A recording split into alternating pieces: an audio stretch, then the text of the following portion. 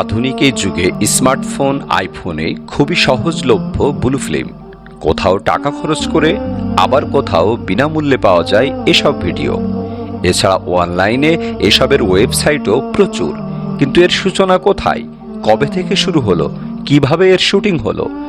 ভারতীয় সংবাদ মাধ্যম আনন্দবাজার পত্রিকার খবর অনুযায়ী প্রথমবার সবাক চলচ্চিত্র শুরুর কয়েক বছর পরই শুরু হয় নীল ছবির যাত্রা।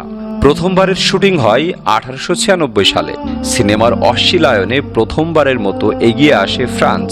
ফরাসি পরিচালক ইউচিন পিরোভ এবং অ্যালবার্ট কিসনার চলচ্চিত্রে যৌনতার অনুপ্রবেশ ঘটিয়ে একটি ভিডিও তৈরি করেন।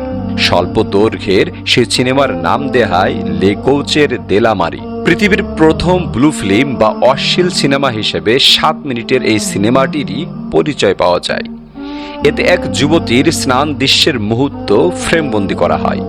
ওই যুবতী শৌচাগারে শরীর থেকে একের পর এক পোশাক খুলে ফেলেন, আর নারী শরীরকে কামোৎসুক দৃষ্টিভঙ্গিতে প্রকাশের মাধ্যমে অর্থ উপার্জনের পথ হিসেবে অন্য ফরাসি নির্মাতারাও বেছে নেন।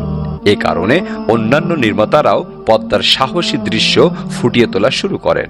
এরপর ফতিমাস কুচি কুচি ড্যান্স, দ্য ব্যর্থ অব দ্য পার্ল এর মতো সিনেমায় কিছু কিছু সাহসী নারী দৈহিক কেন্দ্রিক দৃশ্য তুলে ধরা হয়। আর 1896 সালে দ্য মে ইরউইন কিস সিনেমার 47 সেকেন্ডের একটি দৃশ্যে প্রথমবার চুম্বন দৃশ্য দেখানো হয়। কিন্তু সেই সময় এসব দৃশ্যের সিনেমাগুলো রক্ষণশীল সমাজে তোপের মুখে পড়ে। রোমান ক্যাথলিক চার্চ সিনেমাটি থেকে চুম্বনের সেই দৃশ্য কেটে ফেলার জন্য নির্দেশ দেন। তৎকালীন সমাজে নারী পুরুষের প্রকাশ্যে চুম্বন শাস্তিযোগ্য অপরাধ ছিল। 20 শতকের শুরুর দিকে অস্ট্রিয়ায় সিনেমা দেখার রীতিনীতি অনেকটা ভিন্ন ছিল। সিনেমা দেখার জন্য রাতের দিকে পুরুষরা একসঙ্গে প্রেক্ষাগৃহে যেতেন। সেখানে ব্লু ফিল্ম দেখানো হতো। 1906 থেকে 1911 সাল পর্যন্ত থিয়েটারগুলোর মোট 52টি যৌন উত্তেজক সিনেমা দেখানো হয়। স্থানীয় যুবতীদের যেসব সিনেমায় নগ্ন দেখানো হতো, ওই সব সিনেমা নির্মাণের নৈপথ্যে ছিলেন জোহান স্কোয়াজার। 1911 সালে সেন্সরিভ কর্তৃপক্ষ এই নির্মাতার সব সিনেমা নষ্ট করার নির্দেশ দেন।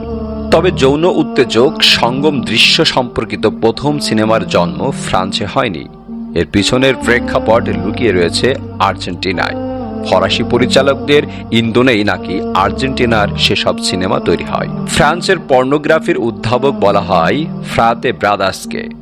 তাদের মাধ্যমেই 20 শতকের শুরুর দিকে বুয়েনাস আইরেসের অলিগলিতে পর্নোগ্রাফি সিনেমার শুটিং শুরু হয়েছিল। ফ্রান্সের রক্ষণশীল সমাজ ও সরকারের চোখ ফাঁকি দিয়ে অশ্লীল সিনেমা তৈরির জন্য আর্জেন্টিনাকে বেছে নেওয়া হয়। এদিকে প্রাচীন পর্নোগ্রাফি সিনেমা হিসাবে আর্জেন্টিনার এল সার্টোরিওর নামে উঠে আসে। এই সিনেমায় নারী পুরুষের সঙ্গম দৃশ্য দেখানো হয়। বিশেষজ্ঞরা দাবি করেন এই সিনেমাতেই সঙ্গমের বিভিন্ন ভঙ্গি দেখানো হয়। সিনেমাটি শুধু যৌনতা নয়, এর আদলে কাহিনীর ছোঁয়াও ছিল। রোজারিও শহরের নদীর পাড়ে শুটিং হয়েছিল। কাহিনী অনুযায়ী একদল স্বল্প বাসনা রমণী নদীর পাশ দিয়ে হেঁটে যাচ্ছিলেন। তখন তাদের পান শ্যাটার বা অশ্ব মানব দেখতে পান। এটি গ্রিক পুরাণের পুরুষ চরিত্র, যার ঘোড়ার মতো কান এবং লেজ রয়েছে। সঙ্গম এবং যৌনতা সংক্রান্ত গবেষণা সংস্থা কিনসে ইনস্টিটিউটে বর্তমানে এই সিনেমাটি প্রাচীন পর্নোগ্রাফির দলিল হিসেবে সংরক্ষিত।